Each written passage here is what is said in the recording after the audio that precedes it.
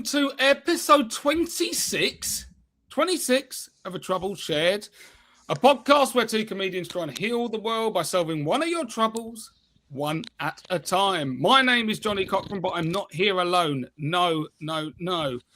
I'm here with someone who is fiddling with her mic at the moment anyway, and in life has only ever been greeted by other humans on her approach by saying, "Here comes trouble." It's Twayna Mayne. How you doing, Twayna? Johnny Cochrane, I am fine. How are you? Pretty good. I put a little bit more effort than I usually do in that intro. 30 seconds before we started recording, but you didn't faff and fumble and drop the ball. It was smooth to the point. It was one of your all right ones. It's not. Some of them are magnificent because you go on a tangent, you bring it back, and sometimes you just mess it up. So that was just all right. That was a good one. It's not good. It's not bad. It's okay. It'll pay the bills metaphorically, of course. Yeah. Okay. Fair enough. And I'll take that. How has your week been, Twayna? Are there any troubles that have popped up along the way? I'm trouble-free this week. You know, I've been moaning constantly for the last few months about this leg. Yes. One of my legs. Yeah, constantly with the leg. I've been to the physio, pulled a tendon running for some buses. And the physio even said to me, "Why are you running for buses?" He was like, quite a few people have been like, "Why are you running for the bus?" And I've learnt the hard way, just no need to run for the bus. I love if that. you live in a capital city. No, the physio literally, "What are you doing? Why would you do that in your life?" Yeah. No. Okay. And if we do ever get to the stage where we produce merch, there's going to be a lot of merch themed around your leg issues. You know what I mean? Like, my leg hurts like Twayna's, t-shirt, cap, all stuff like that. You know what I mean? Okay, well, you're trouble-free. I'm not so much. Signed up to a new internet provider. Virgin, weren't going to name them, but will, because it's not completely advertisement. Some of it's good, some of it's bad. The speeds are what I wanted, thank you. But we're in a situation where I'm 2 weeks in, and the second week has just been a series of internet cutouts, getting text messages in the morning going, the engineer has spotted what the issue is. It will be fixed by 6 p.m. today, but it happens every single day. So I'm kind of a bit troubled by internet outages. What say you, Twayna? Have we got any fixes for me? Are you going to change to another provider, or are you are you locked in with these guys for like the next 2 years? Well, I changed internet provider to sign up with these guys, so that would be like leaving your wife to have an affair and then cheating on the mistress. So no, at some point I've got to make some things work. Otherwise, it's going to look bad on me. Yeah. It's going to look bad on my broadband CV. Going, why'd you keep switching, mate? Yeah, you know what I mean. So I've got to make this work. It's got to work. Threaten them, and just don't pay. Like, everyone always worries about not pay. Like, just don't pay. They'll sort it out if you turn around and go, "Look, I'm not paying you." They will sort it out. Is that tried and tested? Yeah, if I just stop paying utility bills. Just don't pay electric, don't pay water, don't pay your mortgage. So I live out by the bins now. Yeah.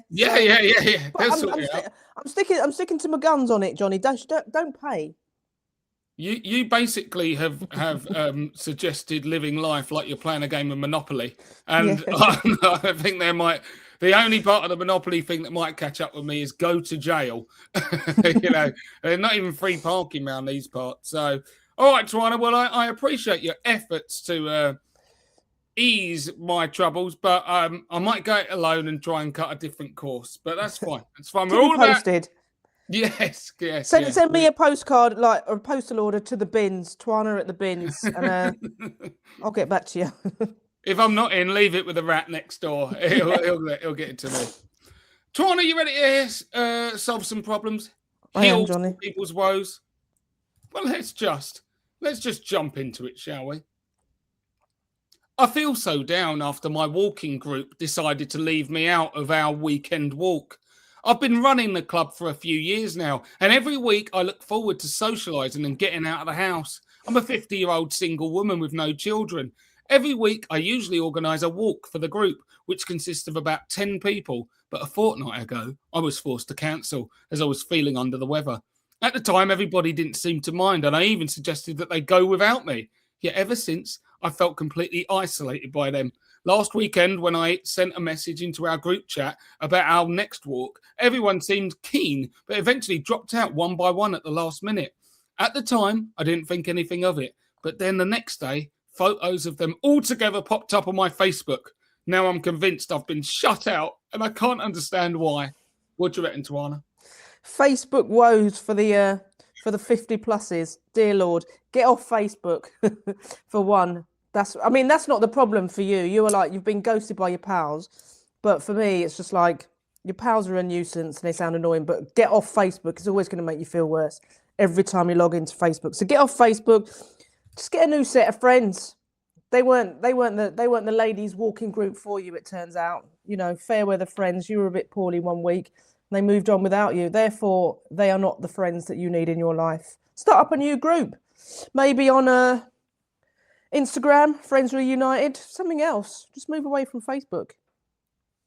Yeah, I mean, part of the thing that gets me about it is look at the hobby group that you've crafted. Very low barriers to entry, okay?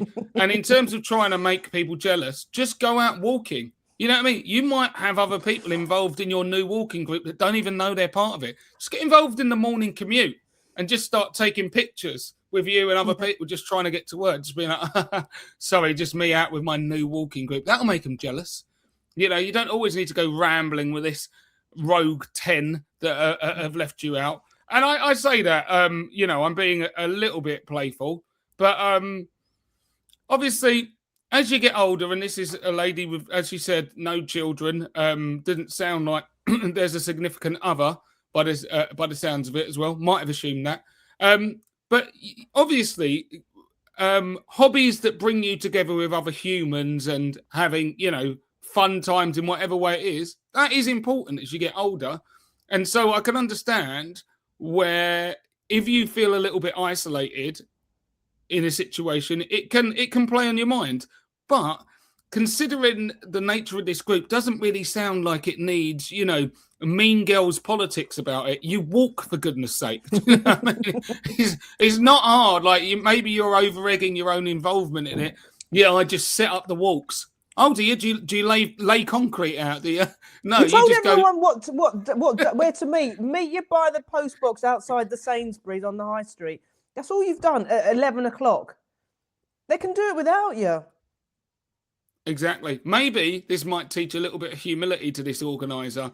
You're not Julius Caesar, and it can be done without you, okay? But in the meantime, you've got every right to feel like the people involved, if you're doing it for friendship, should value you and the time that you take to it as well. So maybe bring it up. I wouldn't fly off. What I would say is don't fly off the handle over this, because even if they have blanked you out, then you should just move on. You don't want to have a social meltdown over this situation, but bring it up and say, is everything all right? Everyone up for this next walk? If they keep ignoring you, then take it as a sign. And then, as I say, it should be easy enough to get some other people walking alongside you, even if they don't know they're part of your new walking group. And then call your new walking group, We Ain't Them Bitches walking group or something. Do you know what I mean? Just 100%. You can just do what you want with this sort of stuff. You don't have to, you conform into too many societal norms in all of this. Just misbehave. Do you know what? The problem is I feel like I know someone who could be a part of that walking group. Unfortunately, she has serious leg issues at the moment, and she wouldn't be able to sign up to the walking group, even if it was We Hate Them Bitches, which I think, it would be good. But there are people out there. Just keep plugging away, and maybe serious leg issues will heal up and you'll have a new recruit. All right, we're sorted out one, John. Yeah. Next trouble. Here we go. I need advice. I've had a boyfriend since we were 11. I think we have the most beautiful relationship in the world. I love him so much. I know his family and we do everything together. But lately it feels like he's hiding things from me and the relationship is ending. My best friend is his best friend too. And I know he talks to my friend and sometimes he tells her his problems. but neither of them seem to be telling me anything anymore. I think that my boyfriend is in love secretly with my best friend. I don't know how I can ask him or if I should do anything. Oh, come on, Twayna. I don't know how I can ask him or if I should do something because I don't want to lose him. What would you do if you were me? So first of all, you've not really given us your current age, which might affect the advice I would dole out. I've had a boyfriend since we were 11. Are you 13? Johnny, I think they're young people. I think we should go for, let's say they're between the ages of 16 and 19. I think we should go like teenagers, just in the teen, in the older teens age. Provisional license. Yeah. For cars, but also life. You know, like you're just training for whatever you're doing, making lots of mistakes, potentially causing car crashes all around you in motor vehicles and in life. Got you. We have a theme on Trouble Shared where, particularly with young people's problems, we'll always address them, but some would call them us being a bit flippant with these, just purely because age brings wisdom, and we understand where this lines up in the course of serious life events and what seems like monumental kind of fork in the road moments when you're 16 ends up being a footnote in your life because you probably won't even speak to the boyfriend or girlfriend you had at that age. That being said, I mean, obviously, if your boyfriend and your best mate are carrying on, then that's it for life. That's it. Neither of you are coming back into the in-group. You know what I mean? And that will probably impact every relationship you have for the rest of your life. Every romantic relationship will be impacted if your best friend and your boyfriend are in a relationship secretly. Yeah, you will never get over that. Yeah, lifelong trust issues, but back to the fact that you're only 16, it'll all work out, it's nothing serious. But no, the thing is you don't want to be too kind of needy and mistrusting in any relationship. What I would say is, even if there's stuff going wrong in relationships, including infidelities and things like that, the thing that you can do to protect yourself the most is not let bad instances affect you moving forward. So not developing those trust issues and not being, paranoid over things, because even if this guy's a bad egg, the next one might not, but you might end up driving them away through being like, what are you doing? Do you like my best friend? So there are ways of bringing it up subtly, but ultimately the main thing is the relationship has a mutual kind of social contract that you are meant to be each other's main person. And so therefore, with that duty of care, you can say to your boyfriend, what's going on? I feel a bit isolated. I feel like I'm being cut out. Is everything okay? And just see what they say. And ultimately, if you keep probing, the lies will surely unfold. But I would just say, don't panic over it and just address the situation with calmness and see if it resolves itself. What do you reckon, Twayna? I like how you sort of said, resolve it calmly, ask questions subtly. So cancel the blimp that you've hired that you're going to fly outside their house with, like, Jason, are you cheating on me with Callie? That's too in your face. So you need to be a bit more, like Johnny said, smoke signals kind of work. Maybe fly a kite with a message outside. Fireworks. There's a lot of ways that you can be kind of subtle and beautiful and artistic. Like Johnny said, you're a young people. It's time to have adult, kind of, not adult, maybe maturer conversations instead of like, what do you want to do? Do you want to go down the arcade? This is like now a bit more serious in your conversations now. So you're like, where do you think we're going? What do you think this is? Do you fancy our best mate? Let me know now, because I'm feeling really emotional. Just ask the questions. Yeah, and stay out of that arcade. Where Twayna thinks everyone of a certain age hangs out. Oh, those kids down the arcade again, winning Pokemon teddies on the grabber machines. I bet. Where are they then, Johnny? Where are they? Indoors, developing personality issues. Oh mainly. yeah, I forgot. They don't go out now anymore, do they? Yeah, post-COVID, in particular, and no one's got any money or opportunities. So but do resolve it and let us know how you get on. We ready for the next trouble? Oui, c'est ça. I feel so guilty because I masturbate every day and I'm a regular churchgoer.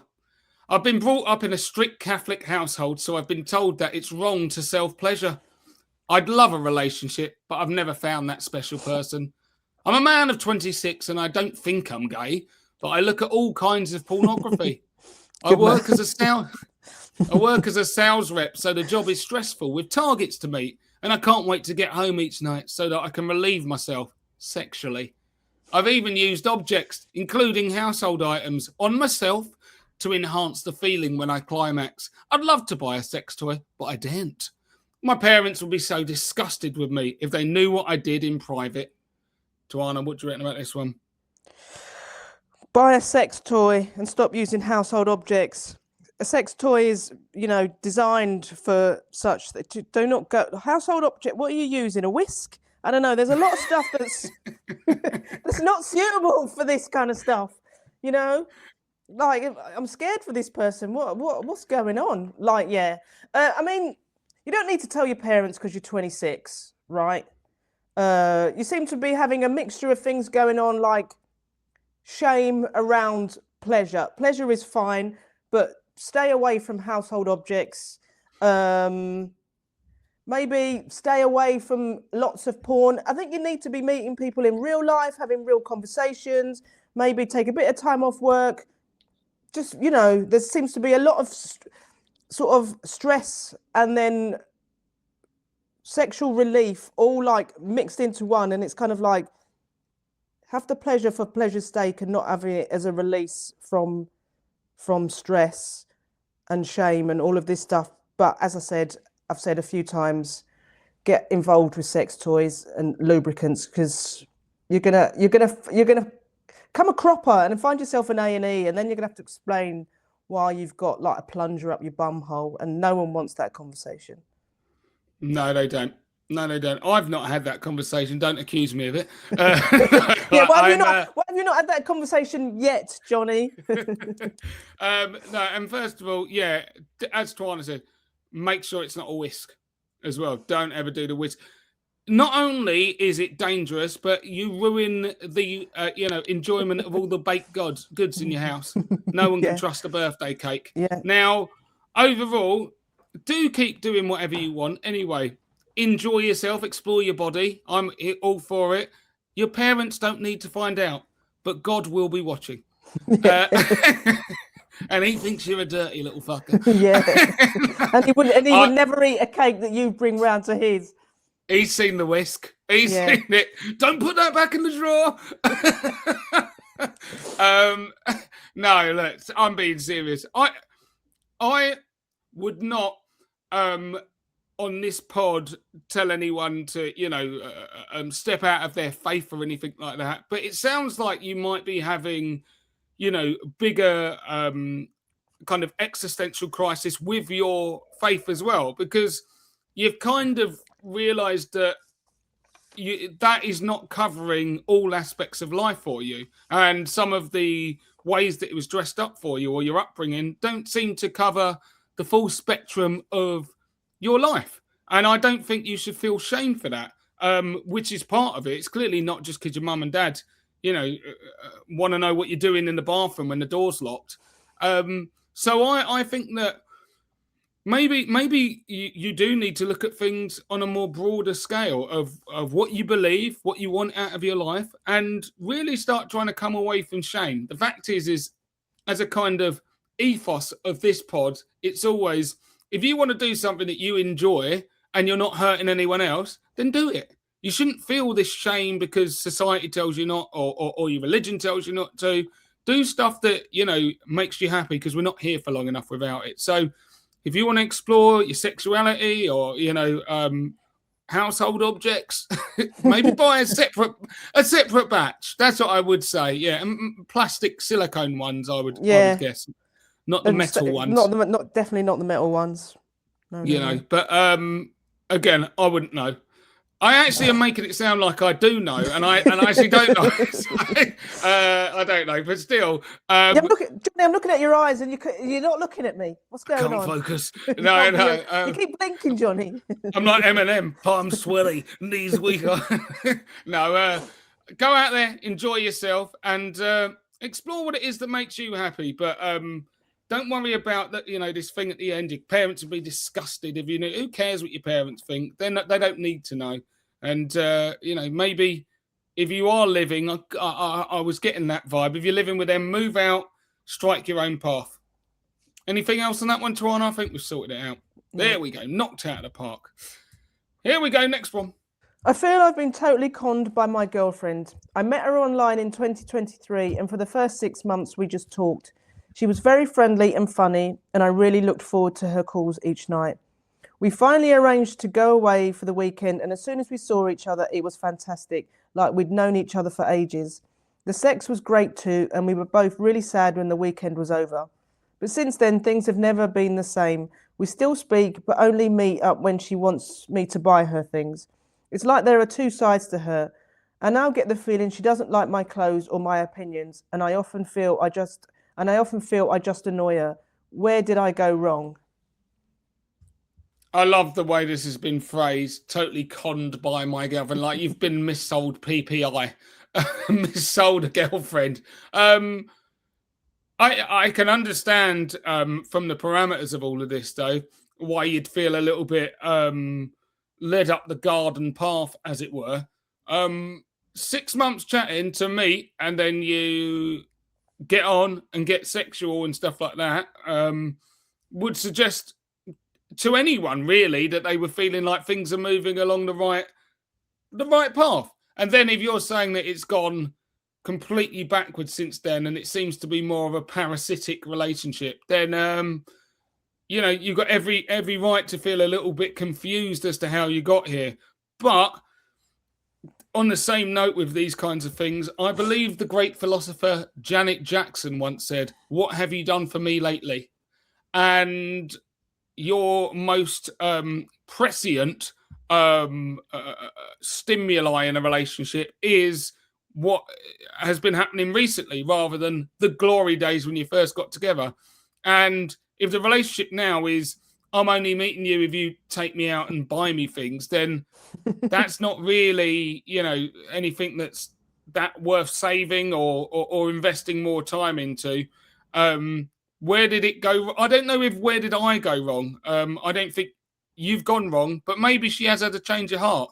And this is the one thing I would say as a final thing is, I'm not saying they can't work, but I'm a little bit resistant to long distance relationships and stuff. There's loads of stuff that you need to sort out early days with new relationship partners to be able, it's not all going to be smooth, but getting rid of that at the start, especially when it's almost in the honeymoon period where you're still high off of each other's fumes, that helps you get through a lot of stuff later on. And if you don't get that out of the way, then overall distance can drive real wedges between people, and it might not last the test of time. So I'm not sure you've done anything wrong, but I'm also not sure this is going anywhere.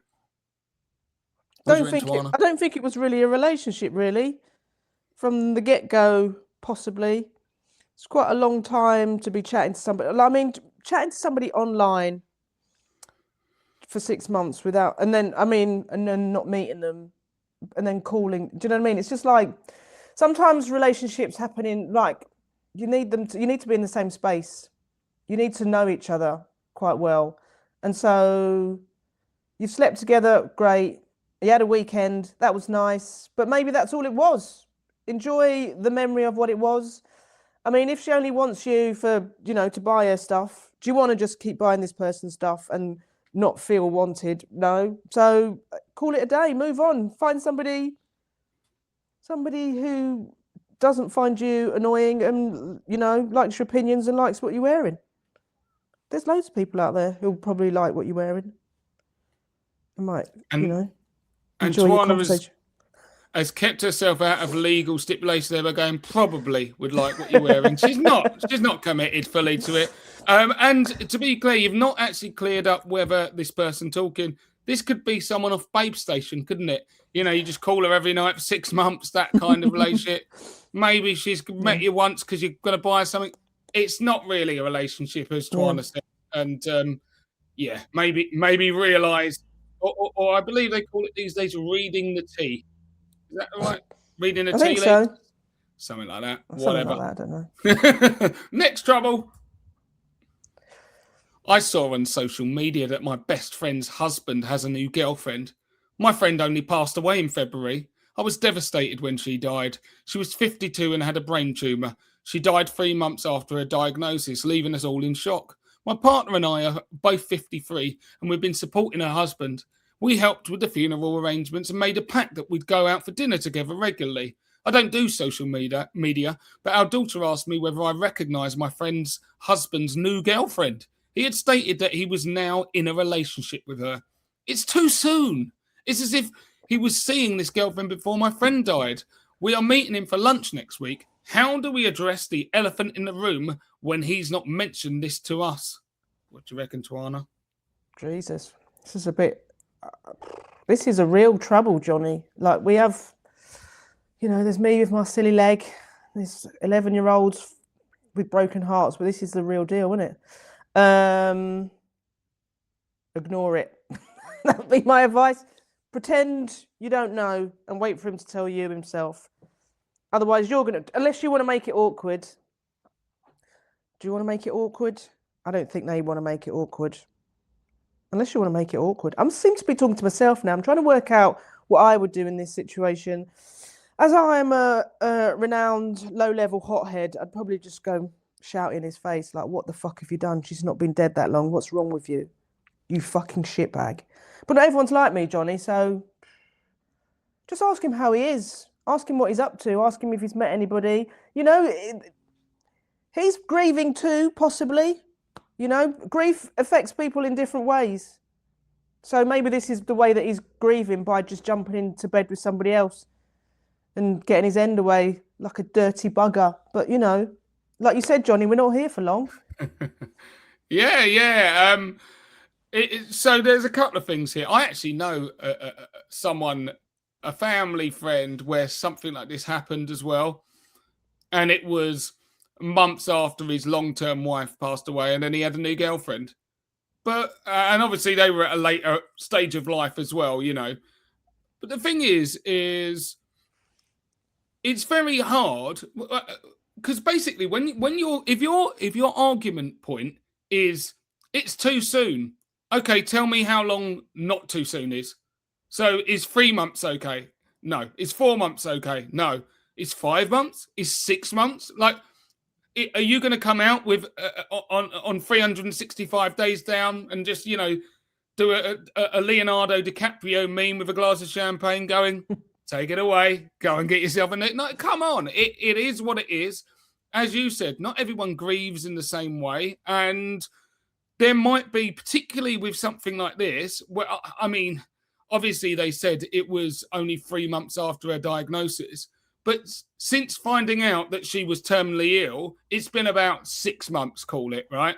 So at that point, he might have freaked out. And obviously, like you, he was helping care for her. But at that point, he's like, I am somewhat checking out of this being my end-of-life partner.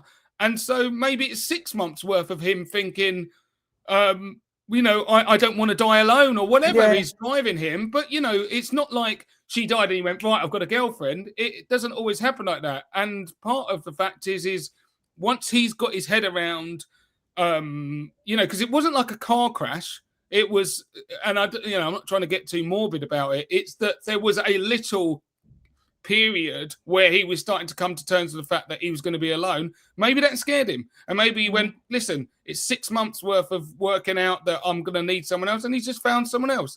Either way, this firmly falls into the category of don't throw stones if you're in glass houses. And you're grieving as well, and you can't tell other people how to crack on with their life unless you want people to start running a rule over your life as well. It's not up to you to say. So unless you think he was cheating on his dying wife, which would be, abominable, and you could call him out on, then him moving on 3 months after she's passed away, it's really none of your business. Unless you want to cut off that relationship, then I would just get on with it and wish him all the best in his happiness. Because ultimately, it's just a very sad thing that's happened to him.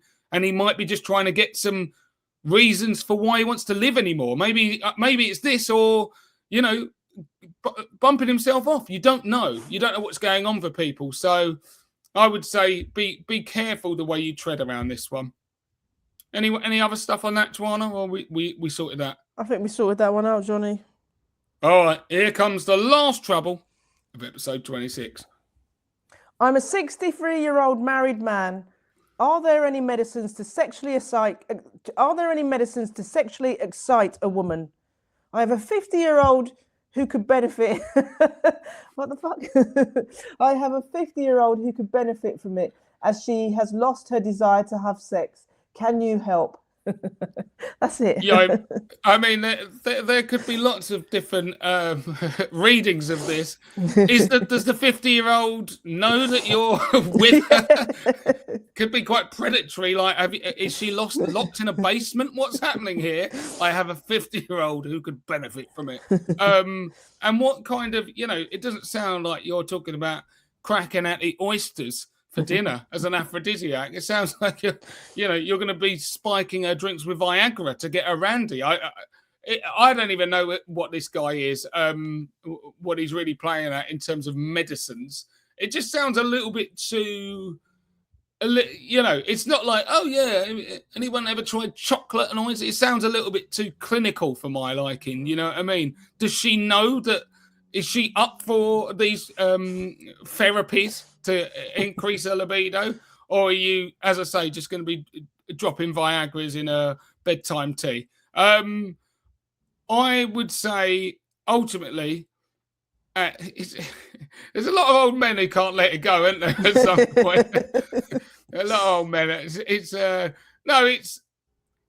this point, if she's, maybe it's you. Maybe it's you as well. Maybe she's just not interested in you.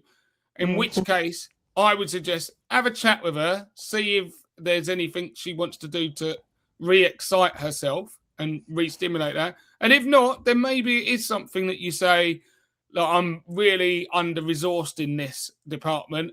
Would you mind if I go and do my own thing?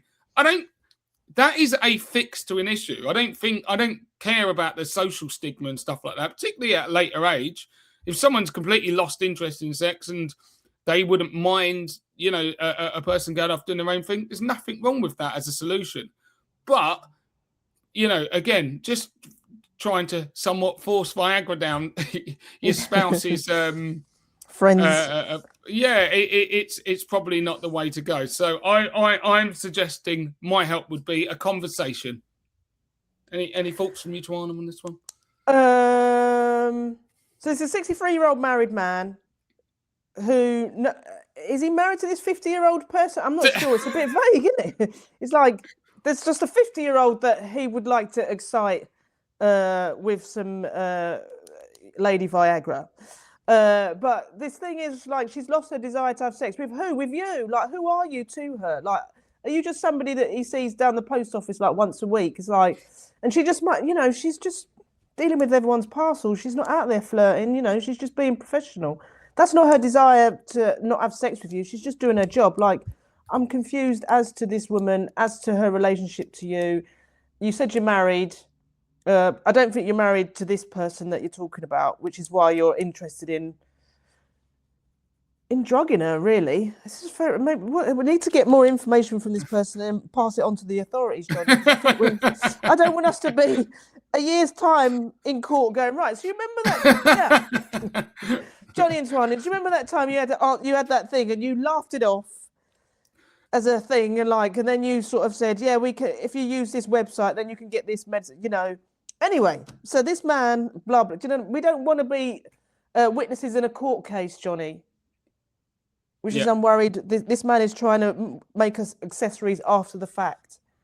Yeah, can you help would suggest that we would become an accomplice in this. But as you say, 50-year-old, at best, it sounds like this 50-year-old is someone he used to have an affair with. Yeah. And now she's lost her libido to have an affair with him. Well, she's just over it. She's moved on. She might have been shagging somebody else. She doesn't want to have sex with you anymore. That's what it is. Let it go, pal. Just let it go.